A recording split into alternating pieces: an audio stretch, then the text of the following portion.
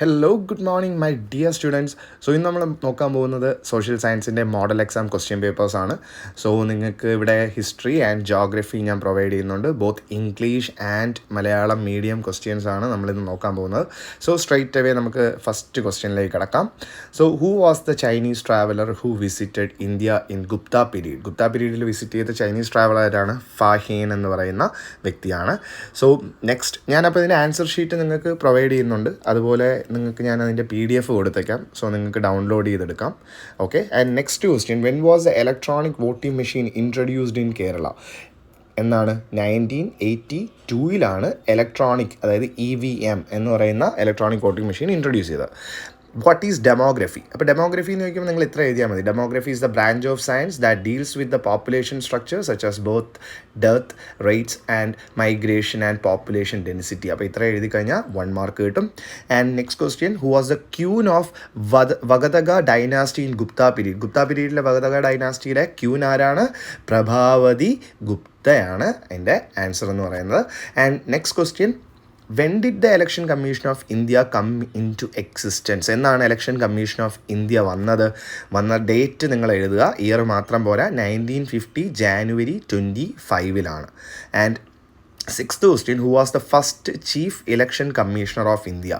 ആദ്യത്തെ chief election commissioner of India ആരാണ്? സുകുമാർ സെൻ ആണ്. ഓക്കെ, അപ്പോൾ ഇതിൻ്റെ തന്നെ മലയാളം മീഡിയം ക്വസ്റ്റ്യൻസും കൂടെ ഇവിടെ കൊടുത്തിട്ടുണ്ട്. അപ്പോൾ നിങ്ങൾക്ക് അതൊക്കെ വായിക്കാവുന്നതേ ഉള്ളൂ. അപ്പോൾ മലയാളം മീഡിയത്തിലുള്ള പിള്ളേർക്ക് കൂടെ അത് എളുപ്പമാവട്ടെ. സോ അതാണ് ഞാൻ രണ്ടും കൂടെ പ്രൊവൈഡ് ചെയ്യുന്നത്. സോ ഇതിൻ്റെ ആൻസേഴ്സ് സെയിം തന്നെയാണ്. Okay, so and next question എന്ന് പറയുന്നത് എന്താ? ഇനിയുള്ളത് answer any four 2 score to each question. അപ്പോൾ 5 ക്വസ്റ്റ്യൻസ് ഇവിടെ കൊടുത്തിട്ടുള്ളത്. ഇതിനകത്ത് നിങ്ങൾ ഏതെങ്കിലും 4 എണ്ണം എഴുതിയാൽ മതി. ഇതിനൊക്കെ 2 മാർക്കിൻ്റെ ആൻസേഴ്സാണ്. അപ്പോൾ നമ്മൾ ഒരുപാട് വാരി വലിച്ച് എഴുതരുത്, കാര്യം സമയം നോക്കി വേണം എഴുതേണ്ടത്. സോ 2 മാർക്കൊക്കെ ആകുമ്പോൾ നിങ്ങൾക്ക് 2 പോയിൻറ്റ്, മാക്സിമം 3 പോയിൻറ്റ് വരെ എഴുതിയാൽ മാത്രം മതി. സോ ഇവിടുത്തെ ഫസ്റ്റ് ക്വസ്റ്റ്യൻ തന്നെ എന്താണ്? What are the factors that help the spread of agriculture in Gupta period? Gupta പീരീഡിൽ അഗ്രികൾച്ചർ അവിടെ എല്ലായിടത്തും എത്താൻ കാരണമായ ഫാക്ടേഴ്സ് ഏതൊക്കെയാണെന്നാണ്. അപ്പോൾ ഒന്ന്, even the uncultivated areas were made suitable for agriculture, അല്ലേ? അപ്പോൾ കൾട്ടിവേഷൻ നടക്കാത്ത, കൃഷി പോലും നടക്കാത്ത സ്ഥലങ്ങളിൽ ഇവരവിടെ ചെന്നിട്ട് അവിടെയും എന്താണ്, കൃഷിക്കുള്ള സൗകര്യങ്ങൾ ഉറപ്പാക്കി വെള്ളമൊക്കെ എത്തിച്ചു കൊടുത്ത് അങ്ങനെ എന്ത് ചെയ്തു, അതിനെ അഗ്രികൾച്ചറിന് സ്യൂട്ടബിളാക്കി.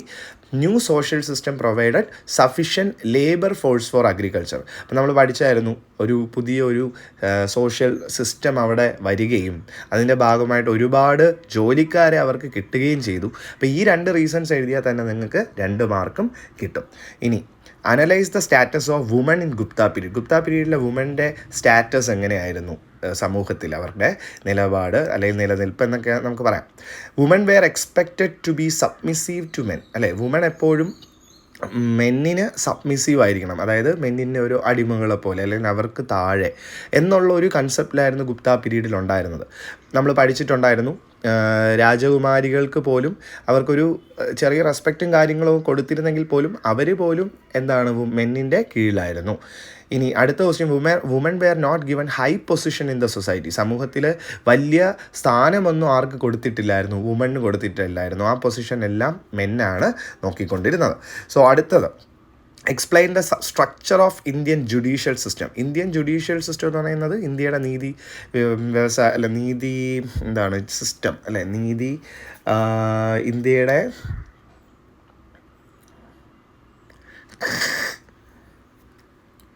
അപ്പോൾ ഈ explain the structure of Indian judicial system.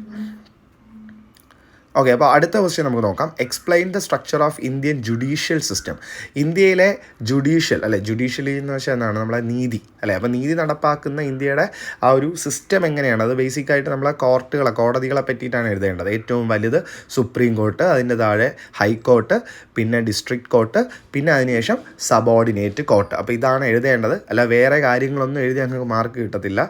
ഇനി അടുത്തത്, let us examine the different stages through which a bill becomes a law. ഒരു ബില്ല് അതെങ്ങനെയാണ് ഒരു നിയമമായി മാറുന്നത്, അതിന് എന്തൊക്കെ സ്റ്റേജുകളാണുള്ളത് നമ്മൾ പഠിച്ചിട്ടുണ്ടായിരുന്നു. First reading, second reading, third reading, ഇങ്ങനെ 3 ഉണ്ട്. അപ്പം ഇതിൻ്റെ ഡെഫിനീഷൻസും കൂടെ നിങ്ങൾക്ക് ടെക്സ്റ്റ് ബുക്കിൽ അല്ലെങ്കിൽ ഞാൻ തന്ന നോട്ടിനകത്തുണ്ട്. അപ്പോൾ അതും കൂടെ നിങ്ങൾ എന്ത് ചെയ്യുക, എഴുതണം. ഫസ്റ്റ് റീഡിങ്ങിൽ എന്താ ചെയ്യുന്നത്, സെക്കൻഡ് റീഡിങ്ങിൽ, അപ്പോൾ അതും കൂടെ എഴുതിയാലേ നിങ്ങൾക്ക് മാർക്ക് കിട്ടത്തുള്ളൂ. So 11th question, what are the advantages of demographic dividend? അപ്പോൾ ഡെമോഗ്രാഫിക് ഡിവിഡൻറ്റിൻ്റെ അഡ്വാൻറ്റേജസ് എന്തൊക്കെയാണ്? 1, socio economic progress of the country increase, productivity of the country increase, the country enjoys high human resource development. അപ്പോൾ നമ്മൾ demographic dividend പഠിച്ചിട്ടുള്ളതാണ്. അപ്പോൾ അതിൻ്റെ കീഴിൽ നമുക്കറിയാം demographic ഡിവിഡൻറ്റിൻ്റെ ഒരു മെയിനായിട്ട് ഇവിടെ ചോദ്യം അഡ്വാൻറ്റേജുകളാണ്. അപ്പോൾ അഡ്വാൻറ്റേജ് നമുക്ക് നോക്കുമ്പോൾ അറിയാൻ പറ്റും. അത് രാജ്യത്തിൻ്റെ സാമ്പത്തികമായിട്ടും സാമൂഹികമായിട്ടും ഒക്കെ എന്താണ്, രാജ്യം പെട്ടെന്ന് തന്നെ വളരും. അതുപോലെ ഒരു രാജ്യത്തിൻ്റെ പ്രൊഡക്ടിവിറ്റി കൂടുതലായിരിക്കും. കാര്യം ഡെമോഗ്രാഫിക് ഡിവിഡൻറ്റിൻ്റെ ഒരു പ്രത്യേകത എന്ന് പറഞ്ഞാൽ എന്താണ്, ജോലി ചെയ്യുന്ന ആൾക്കാർ, വർക്കിംഗ് ക്ലാസ്സിലുള്ള ആൾക്കാർ കൂടുതലായിരിക്കും. അതുകൊണ്ട് തന്നെ രാജ്യത്തിൻ്റെ പ്രൊഡക്ടിവിറ്റി നല്ല കൂടുതലാവും, പെട്ടെന്ന് തന്നെ രാജ്യം വികസിക്കും. അതുപോലെ കൺട്രിക്ക് ഒരുപാട് ഹ്യൂമൻ റിസോഴ്സ് കിട്ടും. കാര്യം ഡിപ്പെൻഡ് ചെയ്ത് ജീവിക്കുന്ന ആൾക്കാർ കുറവാണ്. അതായത് 60 വയസ്സിന് എബോ ആയിട്ടുള്ള ആൾക്കാർ കുറവാണ്.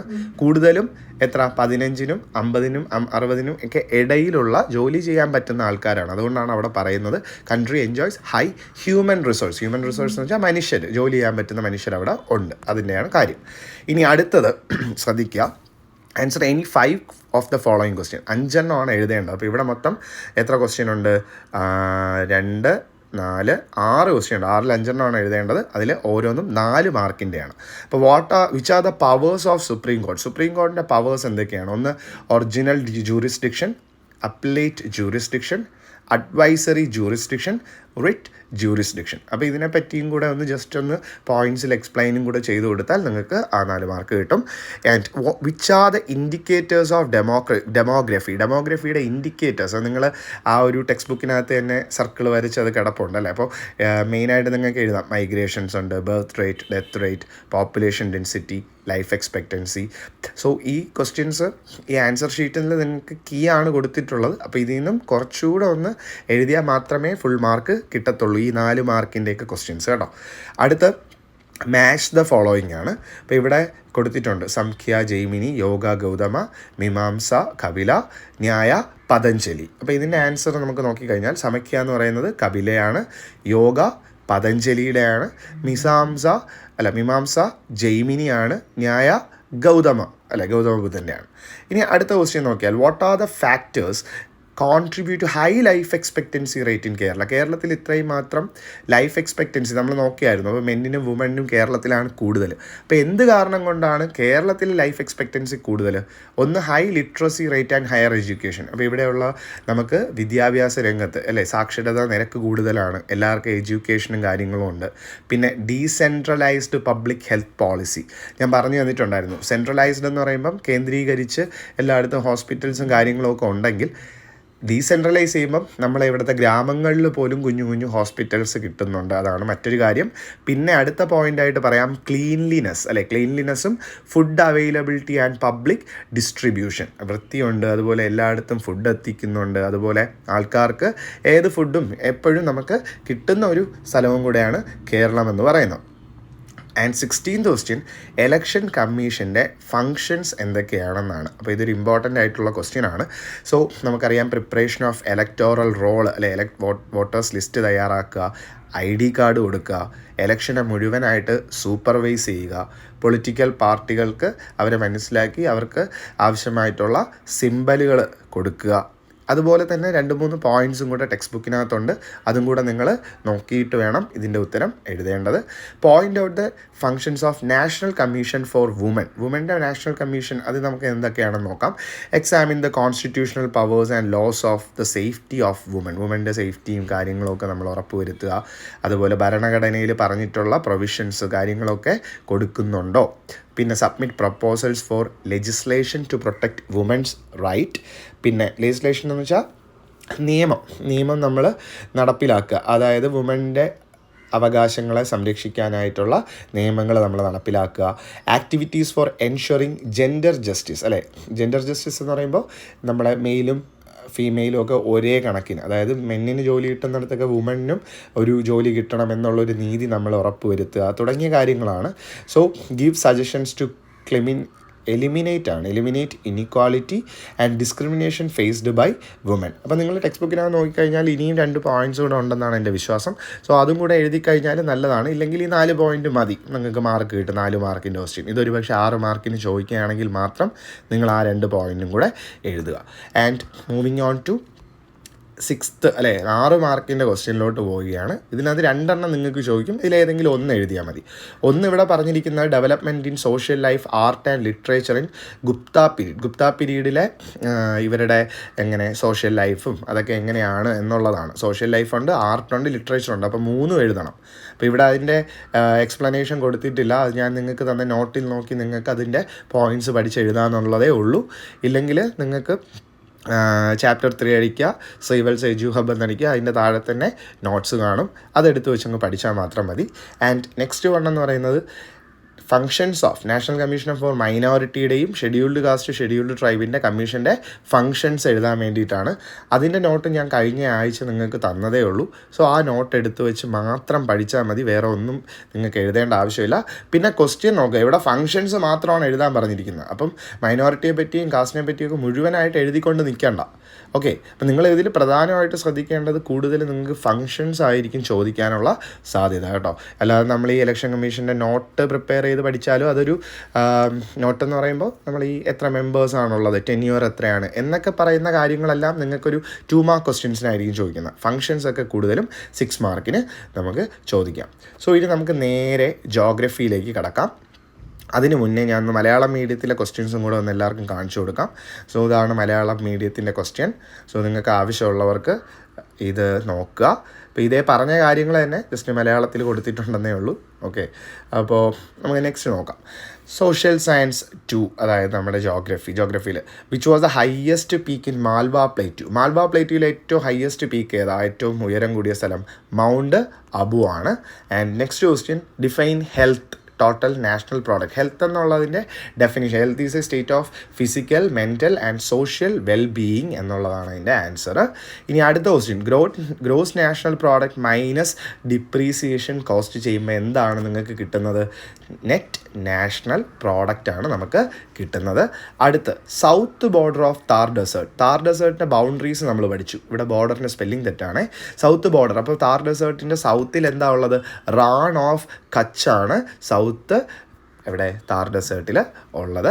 ഇനി name the largest lake in രാജസ്ഥാനിലെ ഏറ്റവും വലിയ ലേക്ക് എന്ന് പറയുന്നത് സാമ്പാർ ലേക്കാണ്. നമ്മൾ പഠിച്ചായിരുന്നു അവിടെ നിന്ന് ഒരുപാട് ഉപ്പും കാര്യങ്ങളൊക്കെ പ്രൊഡക്ഷനൊക്കെ ചെയ്യുമെന്നുള്ളത്.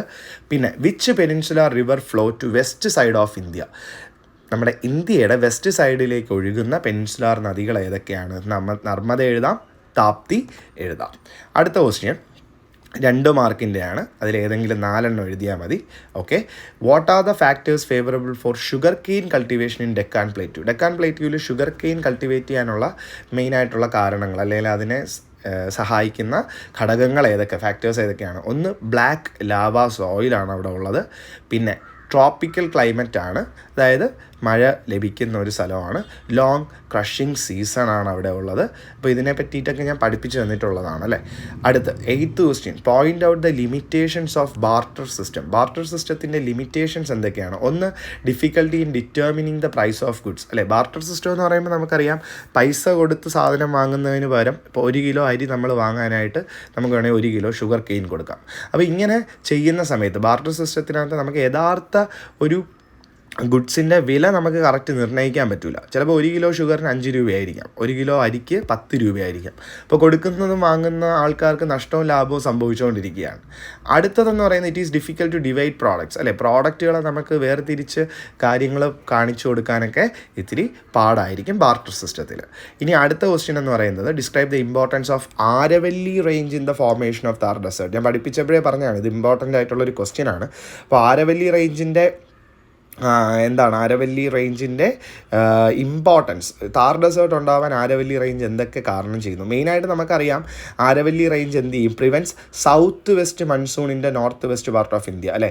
നമ്മുടെ സൗത്ത് വെസ്റ്റ് മൺസൂൺ എന്താണ് നമ്മുടെ അറേബ്യൻ സീയിലൂടെ വരുന്ന ആ ഒരു സൗത്ത് വെസ്റ്റ് മൺസൂൺ കാറ്റിനെ ആരവല്ലി റേഞ്ച് തടയുകയും അതിൻ്റെ ഭാഗമായിട്ട് Thar place does not get rain, അവിടെ മഴ ലഭിക്കുകയില്ല. അങ്ങനെ മഴ ലഭിക്കാത്ത ഒരു സ്ഥലം കുറേ നാൾ പയ്യെ അതെന്തായിട്ട് മാറുമെന്ന് പഠിച്ചു, നമ്മുടെ ഒരു താർ ഡെസേർട്ടായിട്ട് മാറുമെന്ന് നമ്മൾ പഠിച്ചിട്ടുണ്ടായിരുന്നു. സോ അടുത്ത ക്വസ്റ്റ്യനിലേക്ക് നമുക്ക് പോവാം. 10ാമത്തെ ക്വസ്റ്റ്യനാണ്, which are the production factors. Production എന്ന് പറയുന്ന കാര്യത്തിൽ നമ്മുടെ എക്കോണമി സെക്ടേഴ്സിൻ്റെ പാഠത്തിലാണ്. അതിലെ ഫാക്ടേഴ്സ് എന്തൊക്കെയാണ്? ഒന്ന് ലാൻഡ് വേണം, പിന്നെ ലേബർ വേണം, ക്യാപിറ്റൽ എന്ന് പറയുമ്പോൾ അതിന് വേണ്ടി ആവശ്യമായ മുഴുവൻ ചിലവുകൾ, കാര്യങ്ങൾ, ആൻഡ് ഓർഗനൈസേഷൻ, അതെല്ലാം ഓർഗനൈസ് ചെയ്ത് കൊണ്ടുപോകാനായിട്ട്. അപ്പോൾ ഈ ഒരു 4 പോയിൻ്റ് എഴുതി 2 മാർക്ക് കിട്ടും. Next question, point out any 4 functions in primary sector. Primary സെക്ടറിൽ എന്തെങ്കിലും 4 പോയിൻറ്റ്സ് ഫങ്ഷൻസ് ഒക്കെയാണ് എഴുതാൻ പറഞ്ഞിട്ടുള്ളത്.